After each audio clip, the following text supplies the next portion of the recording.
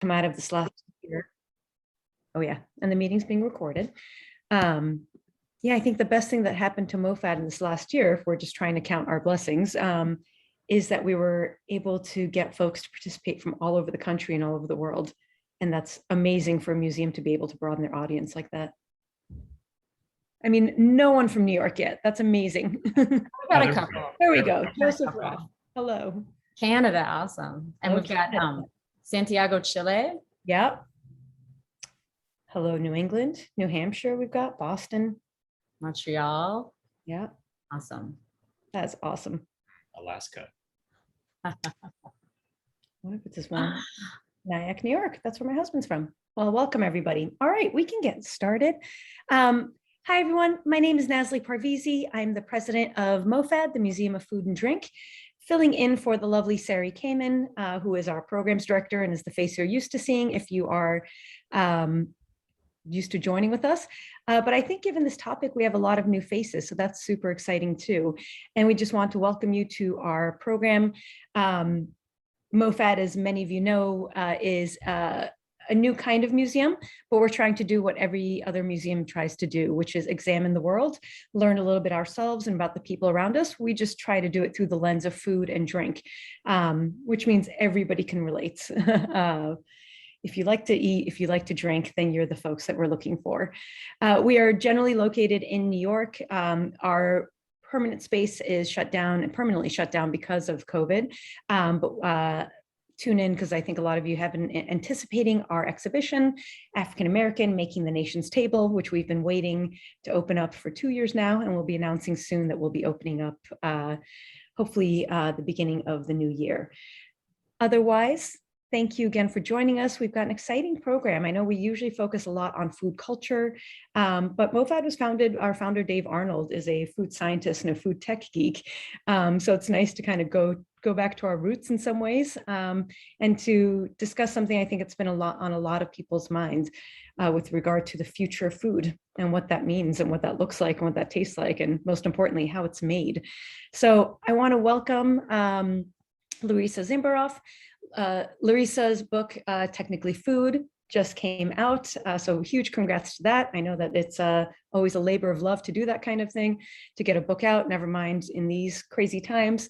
And I will let you take the show from here, introduce your panelists, and really looking forward to a great discussion. For those, again, who are not used to our programs, if you have questions and whatnot, please feel free to use the chat function. And either Larissa or I, or the big MOFAD circle is our wonderful colleague, Paul, who's kind of running the back end of things. We'll sort of try to answer your questions. We'll also have a Q&A at the end of the panel discussion if we don't get to the questions during the chat. Otherwise, welcome. Glad you're here. Larissa, this is you. Thank you. Thank you, Nazli. Hey, everyone. It's so nice to have you here with me today. I'm Larissa Zimberoff, and I'll give you a little rundown of the show. I'm going to talk with the panelists for about 30-40 minutes. Please feel free to use the chat function to put in a question. If I don't bounce to it during the questions, I'll get to it at the end. A little bit about me. I live in the Bay Area, and I've been covering food tech for about 6 to 7 years. About 2 years ago, realized that we were getting even more distant from knowing how food was being made.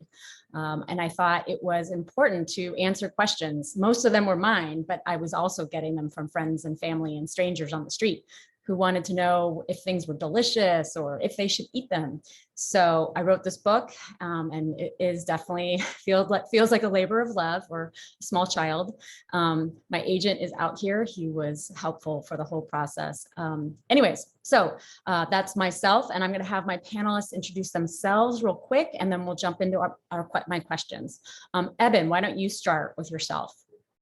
Sure. My name is Evan, and I am the CEO and co-founder of Atlas Food Co. And we grow a delicious bacon without the oink. So we use gourmet mushrooms from nature. We call the forager's secret. And we create the textures and flavors from these mushrooms in giant indoor farms. And basically, we grow bacon, whole cut bacon. Patricia? Sure. Great to be here on this panel. Thanks for having me. My name is Patricia Bubna, or Patricia. and I'm the CEO and co-founder of Orbillion Bio, and we make meat, quite simply meat, without the animal though, but meat. And we will be the first company to bring premium cell-cultured meat on the market. And our goal is tapping into what Larissa said, to connect that food of the future with what we did in the past, with the story of the food. And we plan on building on the best of the food system. Awesome. And Mike? Mike? Uh-oh. I think you're muted, Mike. I don't see him talking. There we go. Thanks, Larissa, and really thanks for the invite to participate tonight. It's a real pleasure to be with you all. I'm Mike Leonard. I'm the Chief Technology Officer of Motif Foodworks here in Boston, Massachusetts. And we're a food technology company here to unleash the promise of plant-based foods and really to enable the creation of plant-based foods that people actually crave by making them better tasting and more nutritious. So we're a food ingredient company. So we produce all sorts of high impact, low inclusion ingredients that help to improve the eating experience for plant-based meats, dairy, as well as plant-based performance and nutrition products. So we do that through a combination of new science and new technology that help to really get to the fundamentals of the sensory gaps that we need to close to make these products really meet and exceed consumer expectations. So we've been around for about 2 years, and we'll be commercial very soon. So it's a very exciting time here at Motif. And again, great pleasure to be with you today. Awesome. Thanks, guys, for giving me just like a quick overview. I think people will figure out, we'll learn more as we go along. I like to start my talks with some quick fire questions. And my first is to the panelists: what was the most delicious thing you ate in the last 2 weeks? For me, it was a pear from a friend's tree, and it was perfectly chilled and perfectly ripe. So the combination of the two was like spot on. And Patricia, I think you're in London, so I think you mentioned on your travels you had something. Yes, I actually managed to go back home, which is Austria for me. And my mom cooked me something. And of course, that was the perfect thing. It was a dish that I love since my childhood. Beuschel, it's a German term, but it's a stew made of heart and lung. And I like it because it speaks to what we used to do in Austria a lot and still do, is use everything of the animal. Cool. Mike, what about you?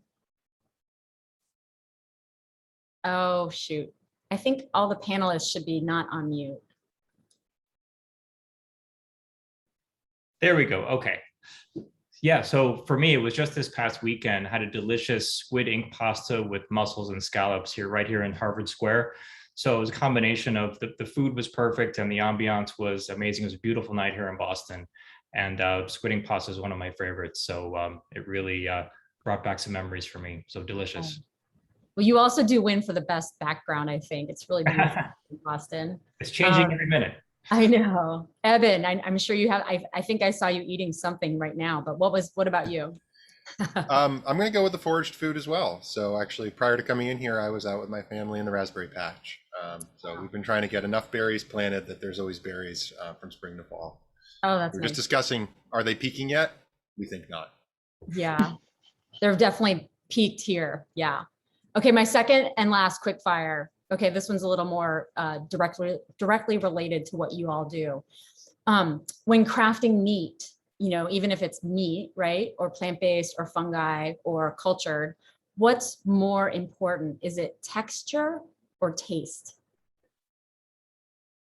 Who wants to, and raise your hand if you want to answer it, or I'll pick one of you. Patricia? Mike, I'll go ahead and punt and say both, Larissa. It's kind of hard to decouple them, right? It's tough to decouple. They're related in such a strong way, right? I think texture has been the toughest problem to tackle, I think, over the past several years, but it's almost impossible for our brains to decouple those things. So I'll punt and say both. Okay. Patricia? You're doing cultured wagyu right now, which is really like, it's all about the marbled fat and it's all about the flavor. So it's like the melt in your mouth and it's about the flavor. Which one? I think it is a combination, but if I had to choose, I would say flavor is more important. Mm-hmm. for the simple reason that there are a variety of textures that meat can have and that meat products that we eat can have. So I'm going for flavor. Awesome. Awesome. Eben? Well, I guess I'm left with no choice but to say texture is most important. Obviously, we have millions of flavoring systems in the world, but what we don't have yet is the ability to create the texture of a whole cut of meat. And I think that's 80% of the total market by volume and where the action is. But I have to say, it really is hard to separate the two of them. You really need both to make a great product. Yeah. In my book, so my book, Technically Food, Inside Silicon Valley's Mission to Change What We Eat, which you can get at Kitchen Arts and Letters if you haven't already, or anywhere online, or your favorite independent store. I go for texture. I think that is the hardest thing to get to, and I feel like flavor we're much closer to in many ways. So texture is what I said in my book, but I love getting everyone's vote. Now, Mike and Motif had a big announcement recently, and I thought we would start there for this talk, which is that you guys have launched something that will be competing with the heme that Impossible makes, that they use to flavor and color their plant-based burgers. Now you're calling it Himami, and instead of a hemoglobin, it's a myoglobin, which might be a little too in the weeds, but I was wondering if you could talk as layperson fashion as possible about the Himami that Motif has launched and how it's different from what Impossible is doing. Sure. So we're real pleased to announce recently that we're going to be launching a product called Himami. And to get detailed, it's actually bovine myoglobin. It's the myoglobin that you find in cow muscle tissue, but we make it without the cow and without the tissue. It makes plant-based meat products taste that savory, sort of meaty flavor that consumers expect from these products.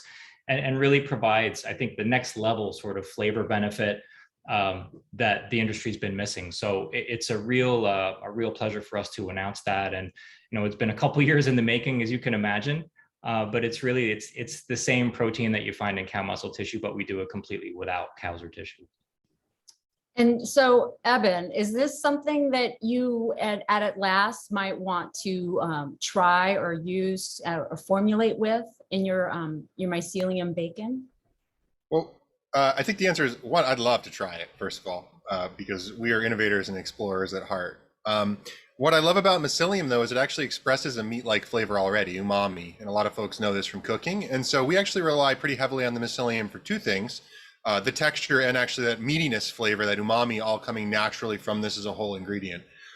With that said, though, I'd love to be culturing bacon fat as a, for example, to add instead of coconut fat to our product. So I actually do believe there's a wonderful fusion between these, the small molecules and the large texture plays to come together. There's a lot of people making bacon. There's a koji bacon. We've got your mycelium bacon. There's a bacon out here by Hooray, which is made from a few different starches. I kind of say that I have a low bacon bar because I am just happy to try new things that are sort of bacon close, bacon approximates. Does bacon have to get to that? Like Impossible says they're not going to launch it until it can be as delicious as the real thing. Like, are we kind of kidding ourselves, holding the bar so high?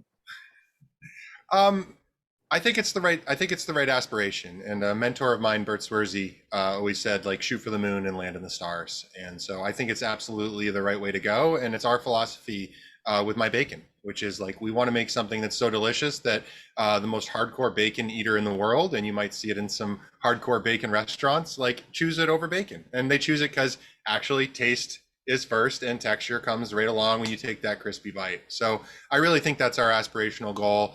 But of course we're at the start of a long journey together here tonight. So we may not be at the end point yet. And Eben, just remind everybody where you can get your bacon in case they weren't the 5 winners of the bacon on Instagram. Well, congratulations to the winners. We'd love to get your feedback on my bacon. And my bacon is currently available in Albany at the Honest Weight Food Co-op. And we deliver on Thursdays or Fridays, and it usually sells out in a couple hours. Oh my gosh, I didn't know that. That's cool. Yeah. Okay, so Patricia, the question to you, why did you decide to choose sort of the rarer, more expensive premium meats as what you started with Orbillion?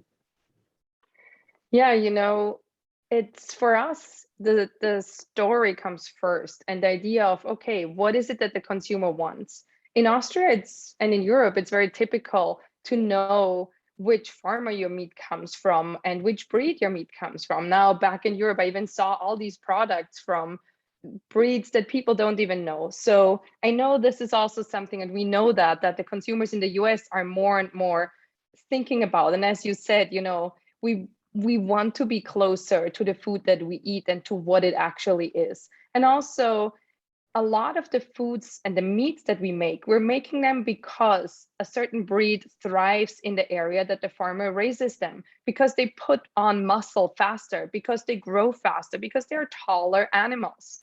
And we are not restricted by these things in cellular agriculture, right? So why wouldn't we go with the absolute best source of cells that we can get?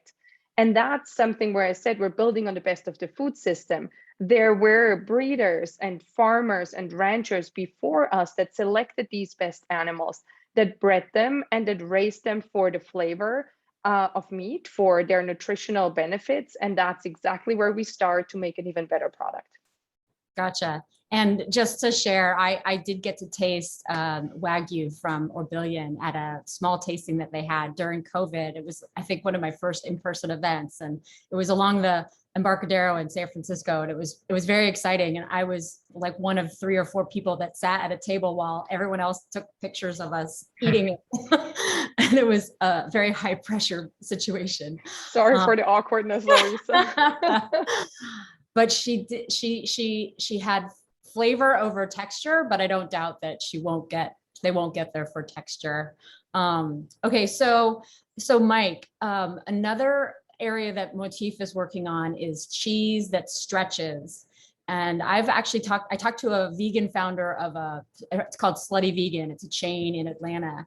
And she told me how to make vegan cheese melt, which was basically like spray it with water and like close it with the heat source. And it works amazing, right? But we can't all do that. And you can't do that in every situation. And so is it getting cheese that melts, right? Like a solid cheese that melts. What's so hard about it? And what are some of the things that Motif, what are some of the things Motif looked at to try to get there? Yeah, and I think, if you look around at the span of plant-based foods out there, plant-based cheese is one of those foods that really needs an upgrade in a big way. I think as someone who's passionate about cheese, I know a lot of people on this call pretty much are, that those products just have to be better, no doubt. And today, the reasons why we're kind of struggling as an industry to get the functionality right, kind of look at how those products are formulated today. They're really like oily starch pastes. We don't have ingredients in there that form the right sort of network to be able to stretch and melt the way actual dairy cheese does. So at Motif, we're very focused on the fundamentals of how do we get the structure right at the molecular level and develop ingredients to develop those sorts of structures, right? So that's what we're focused on in our corn prolamin technology we recently announced will help us to do that by introducing the right ingredients to create that melt and stretch by forming the right network at the molecular level. So those types of tools haven't really been available until now. And so, I think we're really hoping to help improve the industry that way. How close are we to cheese that melts or stretches? Yeah, I think it's we're one of many players who are focused on this, so it's really an effort industry-wide. But we will be making some announcements starting next year around advancement of that technology. But it's something that I know a lot of folks are focused on. But we're excited to talk more about it next year. Okay. Okay, so Eben and I talked a few weeks ago, and I'm super excited about mycelium as an ingredient because it's doesn't need a lot of post-processing, and post-processing is something that we're learning that we don't really like, which is that, it's called ultra processing, or, we think about foods in packages. And mycelium, I know that Eben's company would like us to consider it as a whole cut. So a chicken breast or a steak. So Eben, it's really interesting how you get mycelium to grow in this bacon format. And I was hoping you could share the process a little bit with the community, because I know that people are, we want to know how our food's being made. Tell us how mycelium bacon is made. Well, it all starts in the forest. So our kind of fundamental thesis is that nature has already created the best plant-based pork, the best plant-based whole cut chicken, the best plant-based steak. They just happen to be these sort of esoteric gourmet mushrooms that foragers have known about and eaten for thousands of years, but just can't be commercially cultivated at scale. And so what we do is we replicate the forest in these giant indoor farms. And it's kind of like onomatopoeia. You've got mist, you've got wind, whoosh, you've got all these different factors happening that trick the mycelium into forming this beautiful, fluffy white slab, which can be basically infinite in size. We're growing sheets that are 50 feet long, a couple inches thick, and 5 feet wide, but they have the texture and the flavor that are found in those delicious gourmet mushrooms of the forest. And so we then literally harvest a chunk of that, which we call a mush belly. And then we just take that over to your same deli slicer you might slice up a pork belly on, and we slice off slices of bacon, we smoke them, we add a little salt, we add a little sugar, we add a little natural flavorings, and we add a fat system, which is coconut fat. That's the whole process. And right now, it's actually done in a kitchen. It's done in an old converted smokehouse in Albany, Chester Smokehouse. That's our headquarters, the My Eats headquarters. And soon it'll be done on much bigger equipment. But it's very culinary, and it comes from a culinary place in terms of the processing side, and it comes from really replicating the sounds of the forest on the production side or the growth side in our farm. You mentioned to me that so mycelium is this underground thread-like network under the forest floor. So the mushrooms that we normally think of are the fruiting bodies. And you talked about having to sort of coax the mycelium into growing and growing. Can you talk a little bit about that? Yeah, so so first of all, we don't engineer the strains of mycelium we use, right? So we actually go out into the forest, and this is one of the most fun parts about the job, and actually collect species like you're going to clone a plant, like you might be taking a cutting. And then what we're doing is we're tricking the mycelium in these indoor environments to sort of flip-flop between its vegetative growth stage, where mycelium grows underneath the soil and forms most of its biomass, and then its reproductive stage, which is actually the mushroom. And the mushroom is made up of all these actually different tissue types. So the stipe of a tissue and the peleus, that's the cap part you normally eat, are very, very different in texture and flavor. And so we sort of trick the mushroom into growing in these little layers. And each layer is just a few microns thick, like the width of a human hair. And each layer goes down every couple minutes. So it's sort of like a reverse biological 3D printer. And the equipment we use for this is kind of interesting because there's only 2 industries in the world that have to have the same conditions we do, which is super, super, super high humidity and mist. And that's this kind of mushroom cultivation and the preservation of potatoes. So I learned a ton about potato skins as well as mushrooms in creating this process. And how long does it take to grow some bacon for me to eat? So it takes us about 12 days to grow you a slab of mushroom belly. And we slice that up and convert that into bacon in a couple of hours. So much faster than a pig. And I think it's 5 or 6 ingredients, real simple. Yeah, it's a short ingredient label. We have 6 ingredients, and the mycelium does all the heavy lifting. It provides the meat flavor, right? It provides the texture. When you crisp it up in the pan, it's those mycelial fibers that are forming that really give you the same kind of experience of eating muscle meat. And then the second ingredient is fat, right? Because there is fat in bacon. And by mass, that's the entire product. You've got a little salt, you've got a little sugar, and overall nutritionally, it's like a healthier bacon. We absolutely formulated what we think is the most delicious product in the bacon category, but it's much healthier than regular bacon still. Yeah, it definitely is. So just a reminder from the audience, definitely put in your questions into the chat because I'm gonna go look through it to see if there's anything I can ask. And one of the things that has come up so far is whether, and this is going to be to each of the panelists I want you to answer, which is that, and my book poses, is our food getting too science dependent? Instead of whole foods that we understand and know that grow from the ground, are we becoming too dependent on science, all to save the animals or the climate? I'll start with Patricia. You're asking the scientist. I know. Well, I like to tell my story as that I studied chemistry because I wanted to make food from molecular scratch. So listening to what Eben and Mike said is just making me so happy. And I just want to sit here and nerd out with you all the time. It's just amazing what we are able to do. And as humans, right, we have been collecting data, and that's what we're doing now. We want to do data-driven decisions.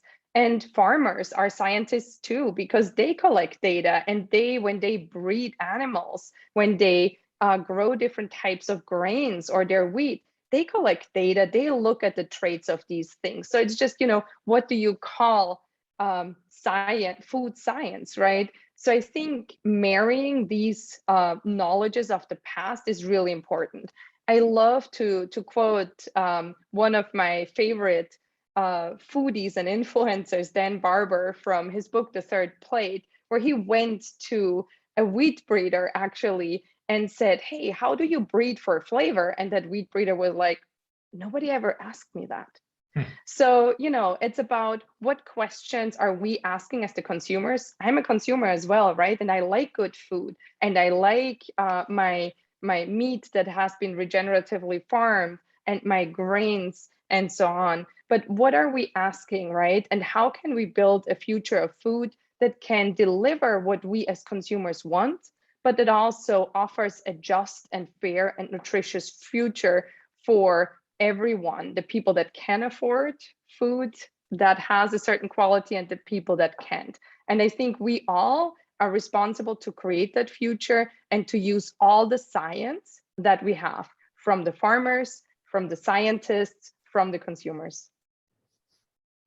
Mike, what do you have to add to this topic? Yeah, that's very well said, Patricia. I think at the end of the day, again, we're all consumers, and we're all advocates of the plant-based movement, and have chosen this path for a reason, and it's because we want to improve the world, and we're as human beings, we want to do the right thing.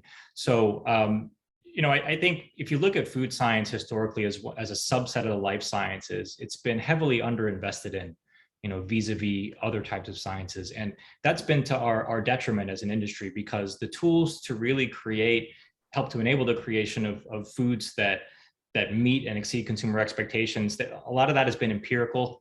The details of the molecular interactions at a basic level haven't been elucidated to a point where we can actually architect the sorts of products that we want. And the goal is to provide an authentic eating experience for whatever the consumer need is. So starting with the right end in mind, we're trying to meet an actual need here. We're trying to help build demand and build adoption of plant-based. That requires a pretty detailed and somewhat nerdy knowledge of how things really work on a molecular level. So when we get into those discussions, it can kind of sound like you're part of an experiment. No one likes to feel like they're part of an experiment, especially when it comes to food, right? So our job is to figure out how to simplify that. But the reality is, we have a lot of catching up to do in terms of scientific understanding of how food actually works, to create those options for everyone, to not compromise on the foods that they're eating. Because you asked the question earlier, taste or texture. I think we said both. Taste is certainly a key thing. No one's going to compromise on these long term. So I think that the challenge for us is to get the right science done, translate it into ways that consumers can actually understand, and that we can communicate authentically. That's one of the things we're trying to do at Motif. I know everyone on all the calls trying to do that too. So I don't see it that there's a need for cultured meat or plant-based cheese that stretches, although I think that a smaller community wants to see those things happen, right? They want to create the products that later will be needed, right? They're not necessarily needed right now. So there's a little tension between this scientificing our food and what it is we actually want. Does Motif go out and talk to consumers, or do do focus groups, or how are you getting your information on what we need or want? Yeah, everything we do is based on consumer insights and research that we do on our own. And this started a couple of years ago, and we constantly refresh that research. And so we're always treating the science as a means to an end, right? We're trying to serve an actual need. So that's how we're driven. And we translate those insights into technical terms that we can go develop and discover new things with. But it's important to say that this zone, this era of mimicry that we're in right now, right, using these tools to mimic existing animal forms, that is going to be relatively short-lived. I think the long-term excitement and potential in this field, from a technology standpoint, from a consumer standpoint, is really in the creation of totally new food forms that can stand on their own. So iconic plant-based forms that don't suffer by comparison to animal analogs. I think personally that's where the exciting place is, and that's where the technology will start to emerge and really really help us to advance there. But the mimicry part is where you start, but that is not where we're going to end up.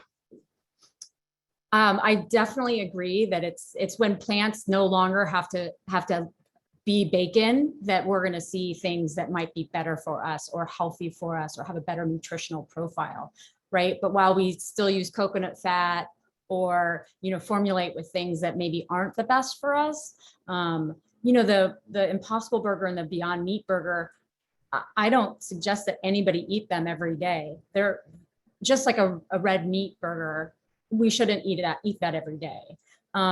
So you want to have it sometimes, go for it. But nutritionally, this isn't the best thing. And we're being told to eat less meat, right? So some of the kind of the goals of like the cultured meat companies to produce meat like on a, you know, scale that can feed US and China, you know, kind of concerns me because we're being told not to eat as much meat, and that nutritionally this isn't the best for us, right? And if the American diet isn't something that's doing well for us, like we should be doing something different.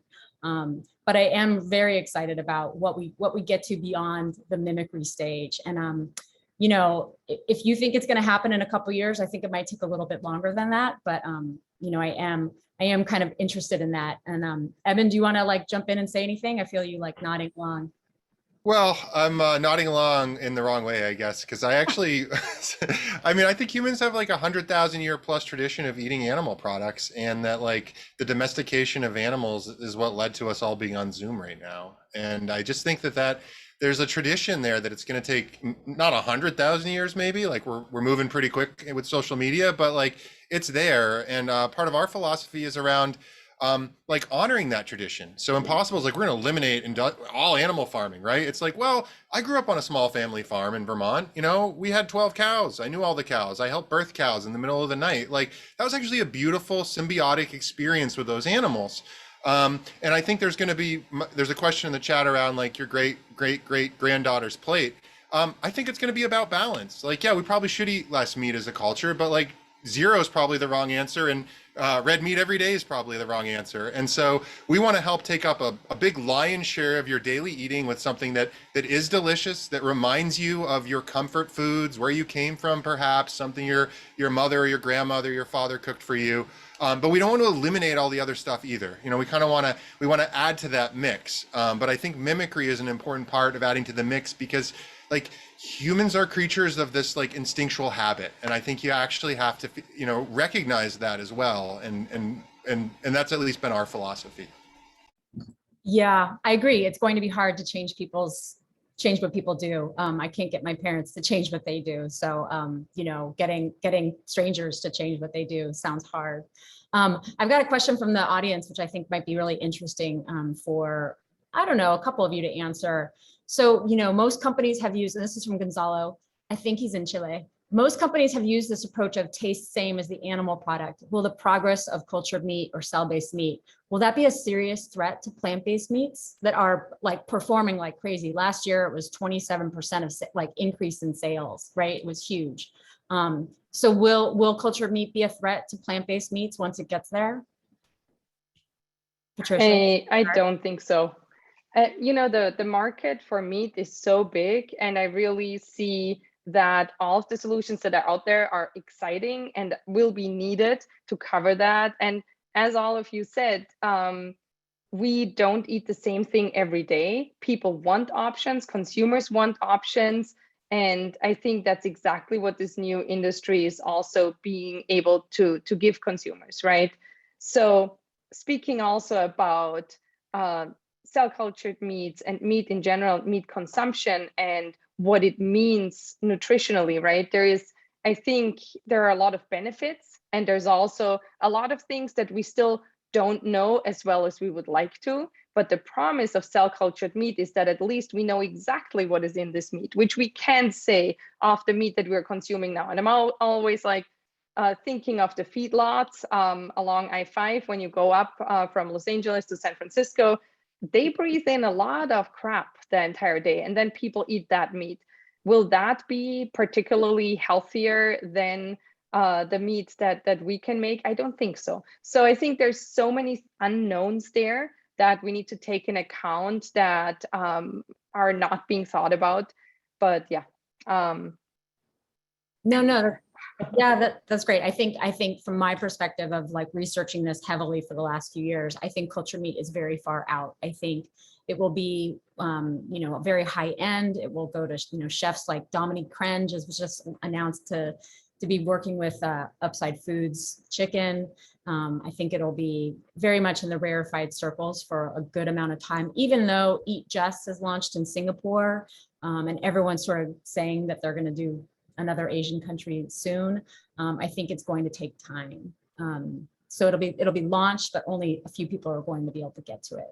I really like this question from Nazli. And this is like a branding thing because plant-based milks are called milk and plant-based meat is called meat, nut extracts are milk. When will we go to something else? Like, I don't know if when we get out of mimicry will help it, but when are we going to come up with new names? Who wants to talk? Mike, want to answer? I'll take a crack at that. Yeah. It's an interesting question. It's hard to answer actually. Now I think the mimicry point, we should sort of, get back to what we just talked about. I think the theme here is balance. And when we talk about mimicry, the technology will evolve to a point where we can do more than that, right? So I think there will always be a place for consumers that want those products that mimic animal products, but then we'll be able to go in different directions as well. It's not one or the other, right? And I think when we have this discussion, especially around animal ag and plant-based and cultured meat, it's not about extremes. It's about coexistence and how does that ecosystem look like in 5-10 years. From a labeling standpoint, I think it's about the benefit, right?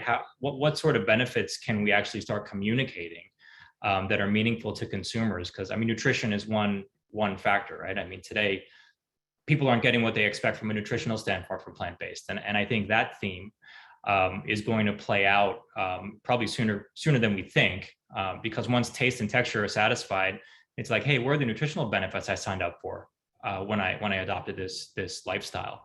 So, when it comes to communicating those benefits, labels might change, benefit statements might change, but I think it's all about like, how can we communicate in a clear way what we're actually delivering with these products versus, hey, it's kind of like this thing that you already consume. Do you think that the FDA and the USDA are up to the challenge of everything we need from them with this like shift in where our food is going and what's happening? Yeah, I think that they are keeping up as best they can, and it's a very fast-moving industry. So, and of course, all of us here, work closely with either FDA, USDA, or both to make sure that we're doing everything the right way.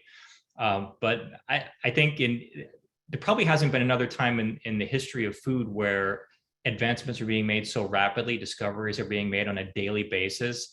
And, it's always a challenge for regulatory and technology to keep pace, right? So I think that trend will continue. Mike, I know your Himami will have to be labeled as genetically engineered on package. Is that correct? Correct. And do you feel that is going to kind of throw it into the like non-GMO area, or do you think that consumers are maybe getting more comfortable with GMO? Yeah, again, it comes back to the benefit, right? And when I think about the types of ingredients that we're developing at Motif, some based on precision fermentation and some not, right? We have a broad portfolio and we're not reliant on just one technology.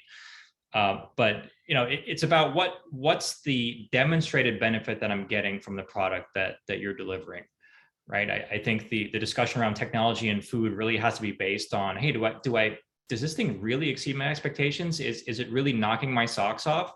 Or is it incremental? Is it kind of like, it's hard to notice the difference? I think the acceptance of technology in food is going to be in direct proportion to how well we can meet the taste, flavor, texture, and nutrition challenges out there.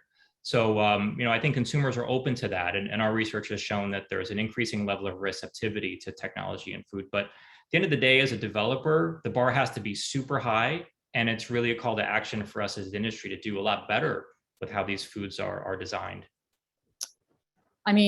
Part of the problem with our American diet is we all want convenience. So there's an area here that we can't ignore, but that gets ignored, which was that we all lean on convenience and eat foods that we shouldn't be eating. There's a lot of talk about like who should be watching over our diet in the US at least. And no one really owns it. And so it's really fractured and no one's watching out for our health. And so as these new foods come around, I wonder who will do that. Like, will it be the companies, that are trying to make money, or another agency or a government, regulatory kind of group?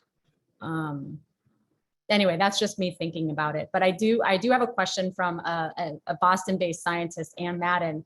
So from your seats, all three of you, what do you think is the biggest challenge for the food tech industry?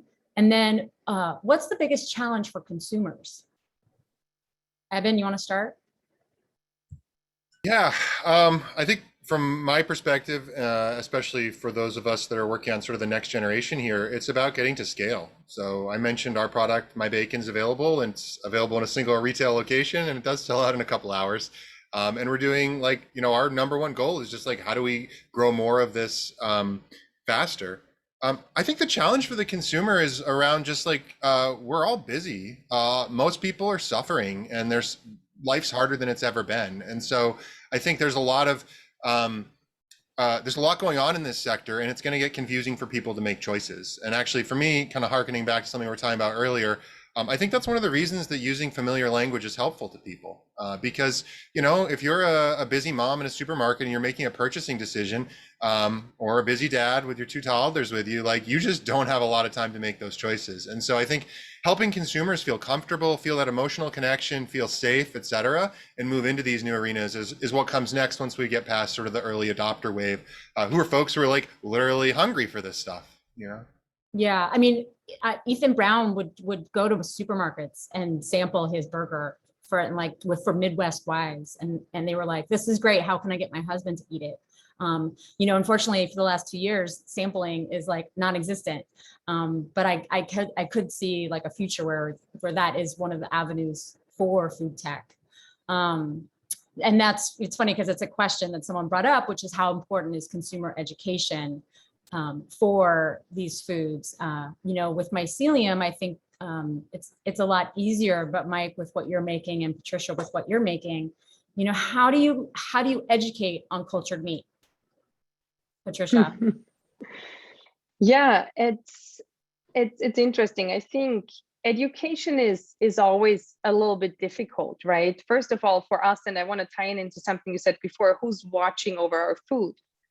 I mean, product safety is the first and foremost thing for us. And that's also, as Mike also said, we're working with FDA and USDA. And it's not that is something that any company can risk, right? So this is very important. Regarding consumer education, I think first and foremost, as we were talking about texture and taste, right? This is what consumers crave, because right now, if they go to a fast food restaurant and feel guilty afterwards, they do not really care where that food comes from and how that meat is being farmed, because if they knew exactly, they would be grossed out. Lots of people drink sugary drinks and sodas, and they don't really care what's in there and what's being made, right? So I think it's important as a company to realize that we want to provide options, and we want to provide a piece of supply chain stability for food in the future, where we know that our current system is coming to its limits, and we're doing our best there.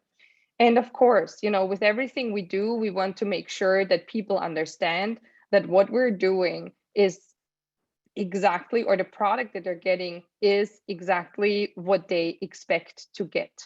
And in our case, that's meat. In the case of Eben, that is a bacon that is not made from animal meat. Maybe in the future it contains some cultured fat. I think that's an excellent idea. There is a lot of crossover. And then I don't think that the consumer expects to understand the detailed science of it as much as they don't expect to understand how exactly the ethanol in beer is being made. I am happy to explain that to everyone, but in reality, people care about the flavor and to get drunk. Yeah. And that's really the key, notwithstanding the drunk comment, but that's the key to scale. I mean, when the flavor and the texture are there, adoption happens, and that's one of the biggest challenges I think we faced in this space, where repeat purchase of plant-based foods is not good compared to the animal counterparts. And until that adoption rate gets higher, and until the products are just better, that scale that will help deliver nutrition and sustainability, it just won't be realized, right? So I totally agree that taste and texture are the unlocks to really make all this work. So as we make these new foods, and that we're starting from like zero, right? Especially with cultured meat, even though we've made like organs and skin and things for the medical system, the medical sector before. Is there collaboration across the companies? There are over 100 cultured meat companies now. Are you guys sharing anything? Like, how open is the industry to each other? Patricia. I just went to dinner with another cultured meat company today, and a couple of times during my trip now. It's a very collaborative industry.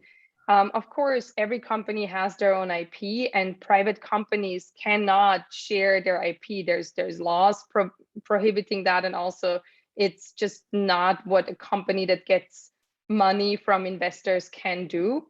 But I'm very, very excited to see that there's more and more academic research coming out in this field, and it's an interesting field because actually the startups that you see are really paving the way and are creating this new field, which is incredibly exciting. But we need more, and we need more research from the public side. The companies are faster than the governments in funding or in doing this kind of research. So I'm excited to see more academic research coming in there. There's a lot of young people that are excited to do that kind of research. So yes, this is where you then will find open source publication, peer-reviewed publications.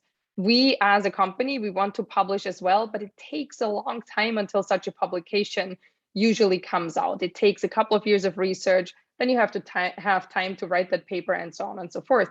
So it's not that straightforward, but yes, I agree there needs to be more available data for everyone to really also rapidly advance the research that we have. Yeah. Totally agree. And, from a collaboration standpoint, you can talk about it on multiple levels. I think inherently this industry is collaborative. And the great thing about the growth trajectory we're all in right now is that there's plenty of room for everyone to win when we collaborate, right? And that's one of the great things about this mode that we're in. But, from a research standpoint, none of us are going to solve all these challenges alone. And as an example at Motif, we have over 10 academic research partnerships where we're building fundamental science building blocks to help understand some of these molecular level challenges that we're talking about with texture and flavor. And so, we rely heavily on that. We're a relatively small company and have a pretty big ecosystem of partners on the academic side because that science just hasn't been done. And then from a company standpoint, same as Patricia, I mean, I'm engaged multiple times a week with conversations kind of like this with other folks in other parts of the industry where there's natural complementarity and opportunities to collaborate to get better. So I think it's a mistake for us to believe that any one of us has the answers to truly make this shift in the consumer experience on our own. Okay, I have to ask because we just talked about collaboration. So Impossibles makes their heme and doesn't sell to anybody. They plan to use it to make other meats in addition to their burger. And you've just launched your Himami, which is basically engineered to do the same thing, just different protein. Did you collaborate? Did you hear from them? Like, what was the kind of what's going on in that conversation?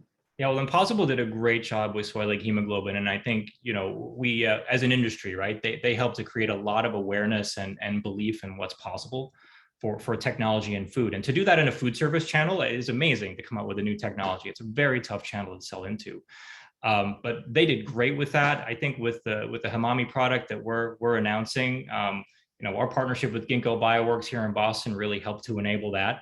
And we saw a clear consumer need, right, for this type of product to be offered on a broader basis. And this material offers a unique flavor profile that we think, and the results we've seen so far have been real promising. So, it's all about building on work and seeing opportunities to broaden the impact. Is the flavor different enough? Can you taste the Impossible Burger and then taste your burger and taste the difference? Well, they're quite different from a flavor standpoint, as you can imagine, right? Proteins they're very subtle. Structural differences can create pretty big flavor differences. So, it's all about the specific application you're talking about. And we've done quite a bit of research on our material and have a good sense of where it plays. And we're looking forward to hosting you on Thursday, Larissa, to give you a look at that. Yeah, I'll be in Boston visiting Mike, and I get to taste the burger, and I get to, as I've requested, taste a burger without the flavor and texture enhancer. So I'm pretty excited. So this question is from Jessica Carbone, and we're winding down. So if you've got any like really burning, shorter questions, please put them in. This one's from Jessica Carbone, and it's for Mike and Eben. I'll start with Eben. Who's your target customer now versus the person you're trying to convert in 5 to 10 years? She said, I asked this in relation to the Midwestern mom example that was raised earlier. Yeah, I mean, most broadly, we're targeting bacon eaters.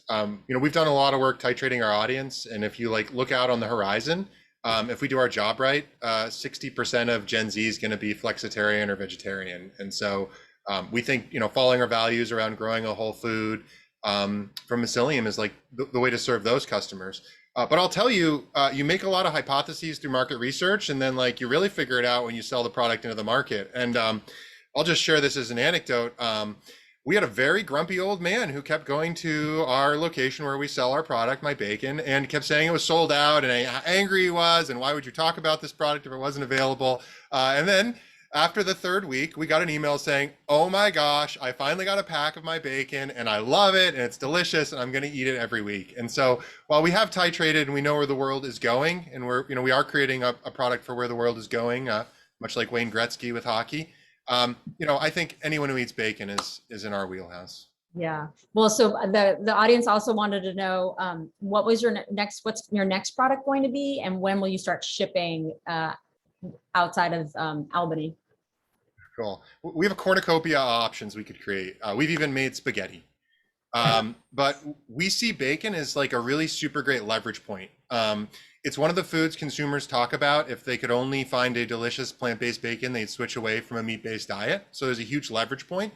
And it's also a massive market. It's a $6 billion market alone in the US. So we're actually just heads down. We've made fish, we've made chicken breasts, we've made scallops, we've made clams, but we're heads down on scaling bacon. So we want to take My Bacon as far as we can to 50 million pounds before even a year of production before we release a second product. And in terms of timing, you can start to look on the West Coast late this fall and early next spring for more locations. And we'll have our first full-sized mycelium farm coming online next summer.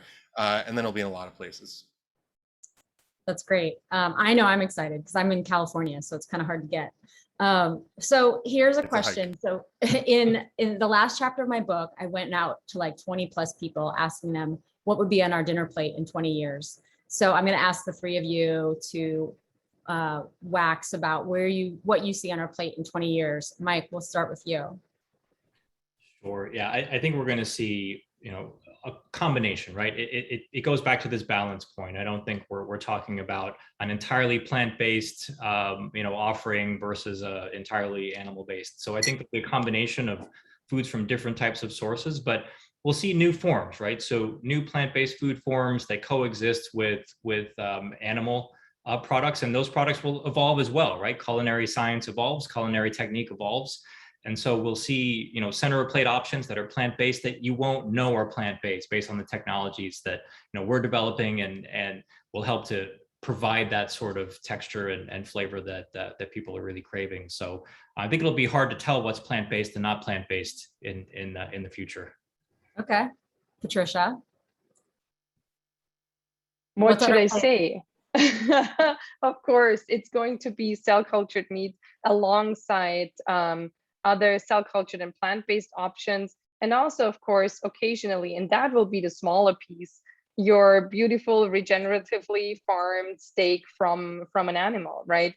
But that will become scarcer. I also hope that we will see a diversity coming back into plants. And I think that's also where plant-based meats actually are a bit of a driver, because we see now people raving more about peas and lentils, and hopefully soon also about millets and other grains that people have forgotten. So I really want to see that diversity come back. And then we will see a diversity of meats being made by cell culture that we cannot make by traditional animal agriculture. Evan? Mushrooms. 100% mushrooms? I mean, the only thing I know to be true about this, and like it's so hard to predict the future, is we will eat less factory farmed animal meat. And my dream and hope, and where I'm putting all my effort, is into bringing that reality to fruition. Okay, I'll end. Last question will be a quick fire question for all three of you. So we're thinking beyond the mimicry, what animal would you bring back using cell culture to bring it back? Jump in, whoever wants to answer. Do we have to eat it, or can we like? Can we just have it as a pet? I'll take. I mean, do we want a dinosaur? Do we want, I'll take a dodo. I've always wanted a dodo. Okay. So I'd take one. Nice. Okay. Patricia can whip one up tonight in her Airbnb. That is, everybody that knows me, it's a very clear answer, but that's the original ancestor of horses, which was a tiny, tiny, very cute horse. That's what I would bring back. I'll go the seafood route and say, as far back as it goes with trilobite meat, that would be pretty interesting, seafood to bring back. Okay. Thanks for going in. Yeah, we don't necessarily have to eat it. I'm not sure I want to see dinosaurs walking the earth. So I don't know if we culture it, like what that means. If we're not eating it, like what do we do with it? But I think Jurassic Park worked out pretty well, right? I know. I think there's a new version coming out soon. Anyways, it was so great talking to all of you. I really had fun. I know there were more questions. Please buy my book if you don't have it. I have a newsletter that goes out every Friday. You can find it on my website, which is larissazimberoff.com. And if you're in the New York area, drive to that co-op Thursdays and Fridays. Patricia is usually on the West Coast and Mike's in Boston, and they are doing some trials here and there at burger shops. So you'll eventually get to taste something from Motif too. But thank you so much for joining me today. Larissa, thank you so much for masterfully telling us about your book and sort of bringing out these stories that are really fascinating. As I said, MOFAD was founded by a sort of food tech person. And we often focus in our program stories about food and culture, but food's been processed for as long as we've been eating it. I love that the fake crab meat and seafood salads is actually 700-year-old Japanese invention. So surimi, it's like huge. Yeah. Huge, yeah. But the world, it just sort of, all of it is happening at such a faster pace, and it's really fascinating to get a sneak peek at all of your work. So Mike, Patricia, Eben, thank you so much for participating, telling us more about the work that you do. Hopefully one day you'll do a live program with us, maybe do a little tasting of your dinner about the future of food. That would be just amazing. And to our audience, again, for those who have been with us before, welcome back. Thank you. And to those who are new to MOFAD, this is what we do. While the doors remain closed, we stay on the virtual tip for a little bit longer, thinking about the world around us and trying to learn about ourselves and our communities through the lens of food and drink. So if you like what you saw, join us again or consider getting a membership. It's how we're staying alive these days. And for those who are in New York City, and I'm so excited to see just how diverse our audience was in terms of location this time around. But for those of you in New York City, we're really happy to say that we are doing a few in-person events. So the Ace Hotel in Brooklyn, the newly opened, and Essex Market will be starting programs at the end of the month. Ace Hotel having an amazing, totally different from food and tech, but great food and performance. An amazing drag queen by the name of Junior Mint will be doing a cooking demo and doing a drag performance, talking about memories and food. But yeah, our programs certainly run the gamut. So the protocols that both of these places have taken to allow us to do in-person events are great, and hopefully will make everyone feel safe. So we hope to see you in person. Otherwise, look forward to seeing all your faces at our next events. Thank you so much. We'll send a newsletter out with links to Larissa's book again, some of the information that was put out here, and some of the links. And we'd love to, if you would answer our survey as well, to let us know what you liked, what you'd like to see more of. Thank you all so much for joining us. Everyone.